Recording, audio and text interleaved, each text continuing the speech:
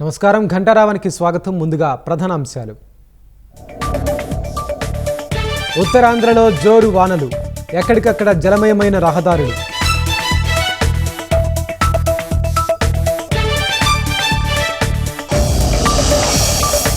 విజయవాడ ముంపు ప్రాంతాల్లో క్రమంగా తగ్గుతోన్న వరద, ముమ్మరంగా కొనసాగుతున్న పారిశుధ్య పనులు.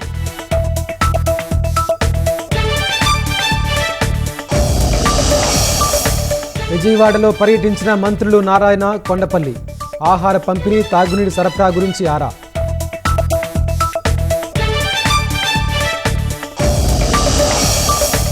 హైడ్రా కూల్చివేతలతో వ్యాపారులు ఆవేదన, ఎలాంటి నోటీసులు లేకుండా కూల్చేశారని వెల్లడి.